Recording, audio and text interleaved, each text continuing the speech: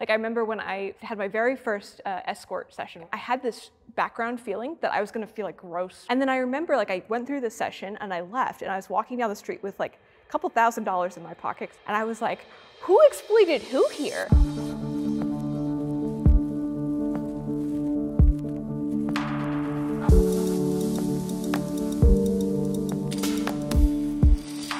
Step forward if you agree. I judge the other side.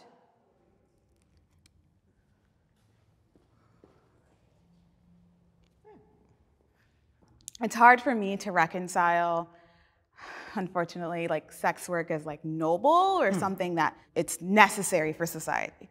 Totally understand. But also, one of the oldest professions is sex work. One of the things that almost every human does in the world is sex.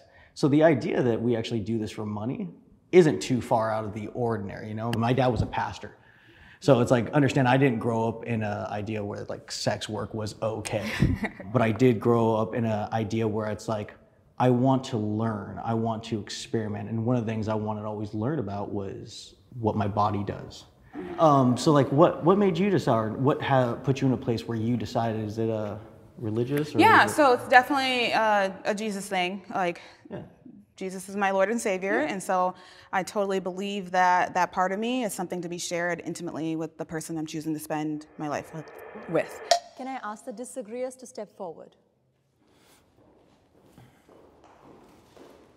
I don't judge you. I just don't understand why you would give people access to your body in that manner, which opens you up to so many more risks with like STDs, pregnancies, all that stuff. I could not do that. That is not me. Okay, here's a good example for that. It's like, my other job is doing stunts. I light myself on fire. Is there a risk to that? Yes. But it is an educated risk because I know exactly what I'm doing and I know how long to burn and I know what's going on. Same thing with sex work. These are all educated risks that we take. That is our job. Our body is what we use for our job, so we take care of it. We get tested, we take care of our health. You know, we are very, very adamant about that. But I just cannot get on board with our bodies being a product all the time. But isn't that how every job is? When I was working in retail, my body was a product. I'm lifting heavy things. I'm working in, you know, weird, nasty work conditions. I'm getting injured. Like every job I've had has required physical labor of my time and body, and I'm required to be there. We all sell our body, just depends on what part. I mean, but sexual selling is very different from what I do, which is like working as a nurse in a hospital. But you're selling your time, your physical ability, your knowledge, and your emotion, because that job is very draining on your mental health. We're doing the same thing, except we're just showing nudity and pleasure. I'm Nathan Bronson. I am 32. I am a sex worker, and almost 100% of that is doing porn. When I was younger, I had girls tell me I was very terrible in bed and I had a small penis. I wanted a challenge. I always like doing things that not a lot of people can do. I want to be able to prove that I can do it. And so that's why I got in. Sex work can make the world a better place.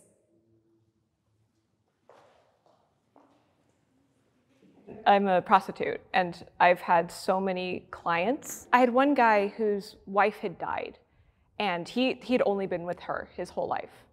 And she had just died like a year ago and he was like, I don't know how to date again. He didn't want to get into the emotional part where he was like interwoven with the new person. And so as baby steps, like he came and saw me as an escort. Or there was another guy who was dying of cancer and he was like, I'm not in a position where I can get laid on my own. And I don't want to die without experiencing intimacy with another person. And I got to be that for him. And just like last year, I looked him up and I found his obituary. Those encounters are what make the job valuable to me. Because like, this is not just like a casual physical experience, right? Like you're touching somebody's soul, and I am so thankful to have been allowed the opportunity to help the men that I've helped like that. Sometimes I get the feeling that we save lives. Someone having a bad day, a man might want to be a little violent, but instead, you know, he goes to the strip club, or he watches a little porn, or he, you know, spends time with a provider, and that brings him down and it levels him out, and he gets that intimacy that he's missing. I have a suspicion that we save marriages. Like, I saw so many husbands who were like, my wife hasn't touched me in 6, 10, 15, 20 years. And like, I need sexual outlet. And like the fact that they can get it with an escort like preserves the marriage. Otherwise they would leave the wife and the house and the kids and everything would explode. It's like a controlled release. I got thoughts. Okay, so I did want to address the idea that you said that you having sex with a husband saved the marriage. I don't believe that's even possible. How can adultery save a marriage? Like my perception is that this is like an inadequate Band-Aid to cover a wound that doesn't have another way to heal. And so I'm not saying it's great. I'm saying, yeah, you're correct in your criticism. I would not like to be in a marriage where this was happening without my knowledge. But like, I do suspect that the alternative is the destruction of the marriage. I'm gonna share something. So I looked at porn when I was in 8th grade, and just kind of hearing, it's crazy, I'm getting like a frustration because I'm like, oh man, because it really put me down a bad spiral. And I just started thinking about myself. I started thinking about women really inappropriately. It's because like porn puts this idea in our mind and kind of scares us. I think it scares guys away from actually talking to women, actually. Yeah, I also want to like validate the fact that pornography like can cause these effects in people. Like some people watch porn and they have like a really negative reaction, or like it causes you to feel like this objectification of women that you don't want to experience. And I think it's like really important to like acknowledge that and be like, yeah, maybe some people just shouldn't watch porn. Like maybe it's bad for them. I was watching an interview the other day with Angela White, another porn star, and she said this thing that just fucking blew my mind, where she was like, you know, we don't watch Fast and the Furious to learn how to drive. We don't watch porn to learn how to have sex and intimacy. Porn is entertainment. That's so hard though, because so many people watch it. If that's the avenue they go towards, that's what they're gonna learn from, and then they're going down a bad now path. you're still splitting that path of like, because we're having sex on camera, it is entertainment. What would be your solution to be like, if you do have those unsuspecting audiences? Like, is there an advisory? Is there something that says? No, because it doesn't matter what you do, people are going to find it. Now, what I think, better education, better parents, better teaching, because when it really comes down to it, me doing this job and being chastised for doing something that as an adult that I want to do and I want to strive to do better is a completely different thing. I'm Rudy, I'm a virgin, and I believe sex is a beautiful thing that God made for two people. I view the sex industry as something very taboo and full of people who may or may not have had a different choice or thought of a different option to provide themselves a better life. God cares about our sex lives. I believe that God created sex. Like, we are all sexual beings. I mean, unless you're asexual, I guess. But sharing that with one person for the rest of my life, like that is so appealing to me, because then I feel like I can like give my fullest self to them, and I would hope that they want to do the same with me. I feel like God is involved. And that's why people thought I was crazy when I said, yeah, I want to be actually praying on my first time. People thought I was crazy. But there's emotion, there's so much more than just action. This is gonna be so good. This is gonna be so good. I used to be very Christian. I was homeschooled. Girls same. Homeschooled, yeah. My dad's a professional evangelical debater who has a radio like show an and writes apologist? books. Yes, Oh, he's a God. Christian apologist. Yeah, I was raised, you know, no kissing, don't hold hands. I was like, till marriage, like absolutely. But there was a sense of like, this sexual act is really elevated. Like a lot of it from my frame is that we're like sort of participating in a social ritual where we all like give this act like a huge amount of power, which is like not my deal, but I really resonate with like the strength that can hold. So I also grew up Catholic and, grew up in my Catholic shame bubble. I would masturbate and then cry myself to sleep and be like, God hates me and I'm going to hell. I don't know, man. I just kind of opened my eyes to the world and was like, you know what? People are out here raping, they're out here murdering, they're out here doing some crazy ass shit, and this world is fucking awful.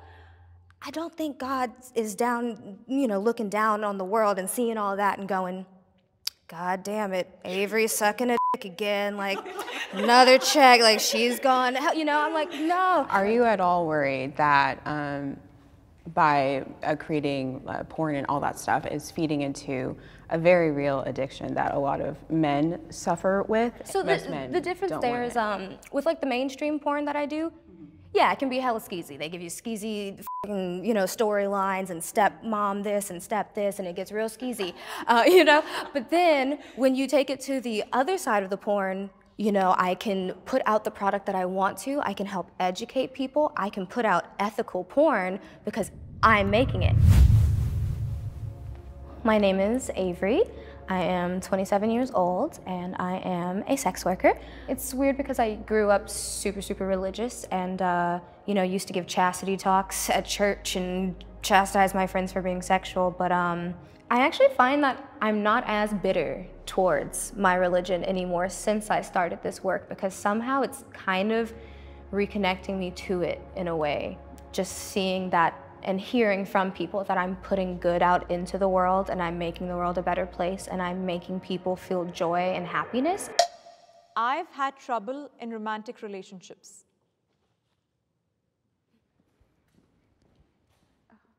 My fiance does not do sex work, she's only slept with, I think, 13 people, right? Which to me, that's... He's like, that's so little. For me, that's a lot. I mean, before I got into the industry, I was over 100 something, so it's a crazy number to me. It's always a very strange thing trying to keep this relationship going in that sense of like what I do, because even it's just their egos, and she has to see me with younger women all the time, and it sometimes hurts her, you know, but it's like just a lot of communication. For me, I am currently in a relationship, and the guy I'm dating, he is actually not a Christian. So I had to have that conversation with him beforehand, like that because of my religious beliefs, I'm not going to have sex until marriage. He's not only honored it, but he supported it, but it does make it difficult because it's like I want to make him happy, he wants to make me happy, and that struggle of like, I guess, fighting against our flesh is going to be a little harder. I don't want anyone to see my naked body until they're my husband. Oh, he hasn't even seen you naked? No. Oh, really? Wow. Sorry, being naked is just such I just walk around naked. It doesn't. How long have you guys been dating? It's been a few months. It was like 3, 4? Yeah, around that. Good for you, girl. Keep that pussy on lock. A lot of people think that we are anti-sex or not sex positive. I don't think that's true at all. I know that I'm a very sexual person. I cannot wait to explore that sexual side of myself with my husband, but that is something that I want to restrict to just one person, and that's how I want to explore that sexual side of me. I'm just happy to be here. I don't have a romantic issue with my virginity because they kind of, they admire kind of what I do or my self-control, stuff like that. Yeah, so. Restraint is hot. Huh? Restraint is. Question, have you had women who definitely not virgins, maybe not even Christian, come after you because they know you're a virgin, they're trying to steal that card? Yeah. And how hard do they push? It's pretty hard. I've never been in a circumstance where I had somebody I wanted to date who did not want to date me because of my job, ever. Really? Ever. Because the kind of filters I have in place, like by the time we get to the point where I want to date them, like if they've passed all the other criteria that I have, by that point, all of them are just totally fine with sex work. I don't like people who are possessive at all. I'm very polyamorous. Yeah. In the normal world is that people don't date each other because of sex work, but that's just not the reality I live in. Yeah. See, that's my reality. I have a hard time with romantic relationships because, well, I'm a sex worker, and not only am I a sex worker, but outside of work, I self-identify as a whore.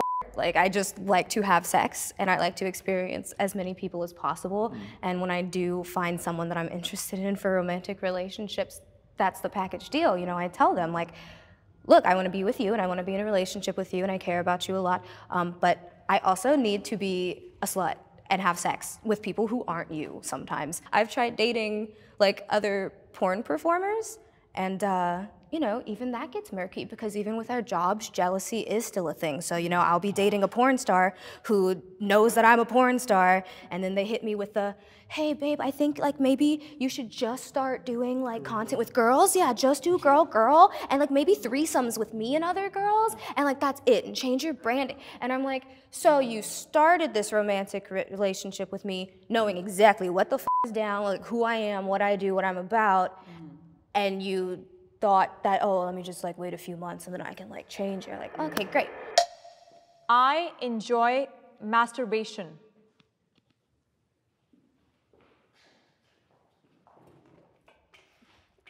Hey, girl.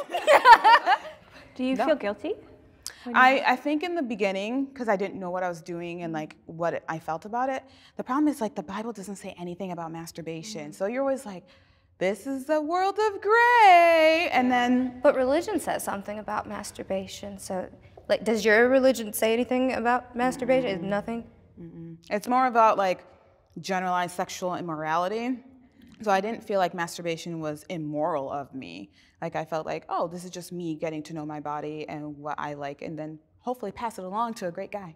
Yeah, I remember when I was Christian and I was trying to figure out if I should masturbate. I would like consult the Bible quite a lot. I would like Google, you know, like, is it okay to masturbate for women? And there was no resources for women at all. It was like, men have to control their lusts. And I felt like a crazy pervert because I'm like, oh, I have all of these urges that women apparently don't have. I ended up deciding that, okay, lust is a sin, but the masturbation itself isn't.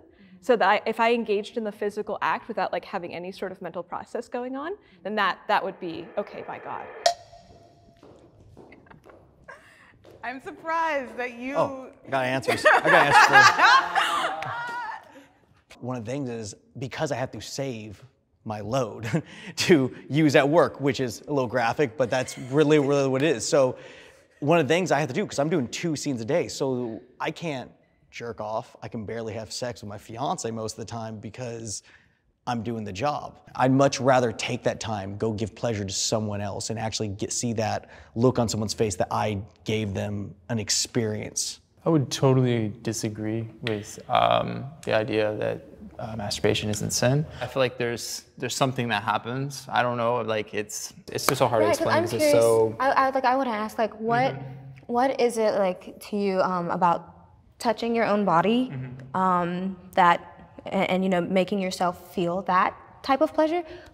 What makes that a sin? But it's like with me, I just see that God is so high and mighty that, like, the reason why maybe I keep on messing up, because there's moments of I'm sexting, I'm, you know, doing things, and you're like, what? How would you do that? But the thing is, it's like, yeah, I mean, and the thing is understanding that, like, I'm not God, but also understanding that, like, I want to be more Christ-like. Yeah, progress in my faith. Do you masturbate? Yes, I have, yes. Do you do it regularly? There's moments where it's about probably once a month. Oh. What do you guys do when you feel those impure thoughts and you think about it and you want to masturbate because that's your direct correlation to what you're doing? I call a friend and kind of like, because the thing is, You got a friend like that? That's Do you awesome. tell your friends why you're calling them? Or do you just call for distraction? I call, well, it's calling, kind of be like, hey, this is happening right now. I need some prayer because this could get bad. This could be bad because it's like and it's really unhealthy. It's very unhealthy of me. And if you're in a good church community, you have prayer warriors, and that helps immensely, no matter what you may be struggling with. Being a virgin has shaped me in a way of separating myself from the rest of the pack. So I stopped watching porn based off of a flick that I watched. That just made me just stop completely. I like intimacy, and I've realized that porn doesn't give me the intimacy that, you know, I'm searching for. The sex industry is sexist.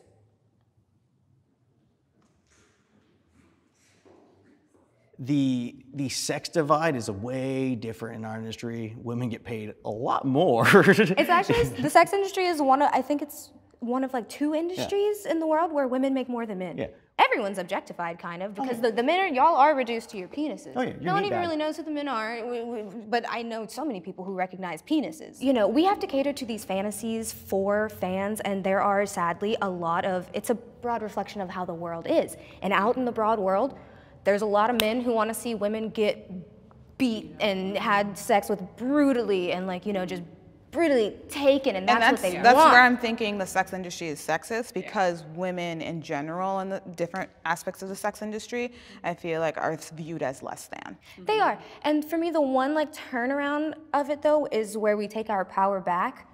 We enjoy, you know, filling out those fantasies and those role plays to take power over it. The other night I was having sex with a man and he's like having sex with me and he puts his foot on my face and is like stepping on me while he's having sex with me. And you see your face. My face, I was in heaven. I was there like trying to lick his feet, and I was just like, this is hot to me because I get to explore this in a safe manner that is controlled by me. Like, of course porn is designed for men. It's not because like we don't like women. It's because men are visually stimulated and like way more likely to spend money on porn. This doesn't feel like an issue to me. This feels just like the natural like way that we are. Like I remember when I had my very first escort session where I had sex with my first man for money. Going into it, I was super nervous because I'm like, I had this background feeling that I was gonna feel like gross or like violated or exploited in some way, like a little bit of a fear. And then I remember like I went through the session and I left and I was walking down the street with like a couple $1,000s in my pocket because I charged very high rates. And I was like, who exploited who here? Like, I feel incredible. And Respect. I remember feeling, Respect. I remember feeling like angry at society. I was like, why did they tell me this would feel bad? I feel so good. And it's like, at that point, it's like, I don't know, when we talk about like sexism in the industry, you could very easily argue it goes the opposite way. I grew up in a very conservative culture that expected me to become a housewife. But it turned out to be that I was a sex worker instead. I got to like escape that sort of life where I was working minimum wage jobs with not a lot of prospects. My family is not supportive of my professional choices. I'm definitely performing an immoral action in their eyes. I am degrading myself and my sexuality in their eyes. I associate it very strongly with freedom, like being able to have access to a lot of different choices to make a lot of money that I never would have had the opportunity to have before. All sex work should be legalized in America.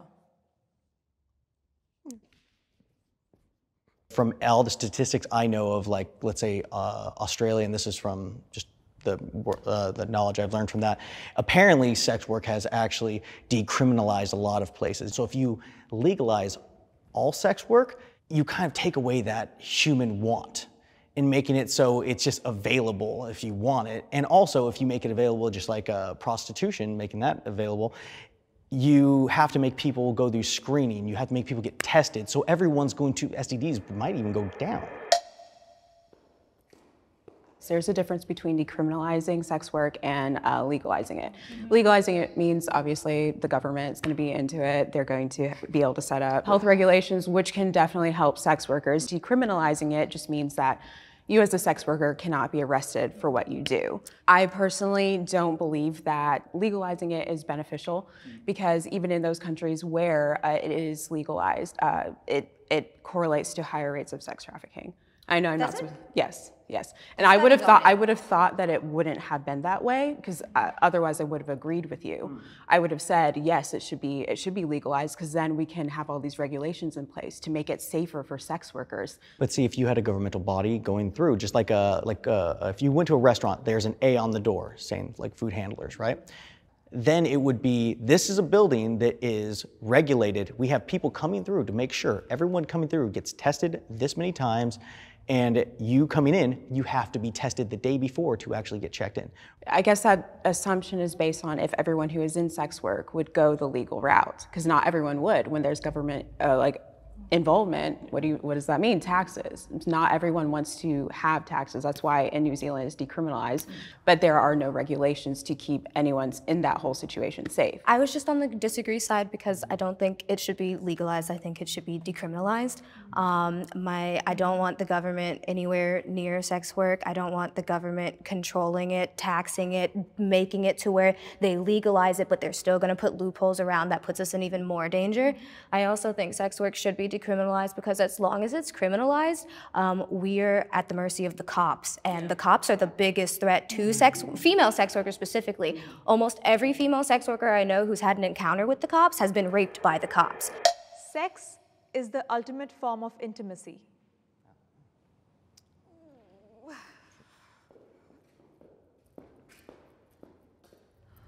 Whenever I do have sex that first time, I just don't want anyone else other than my husband to ever see me in that vulnerable state. It's too precious to me, and how can you get more, at least physically intimate than that? You can get more emotionally intimate, I'm sure, but... Yeah, that intimacy with someone else. And it's crazy because we're waiting for that, you know? We're waiting for that and wondering what that's gonna be like.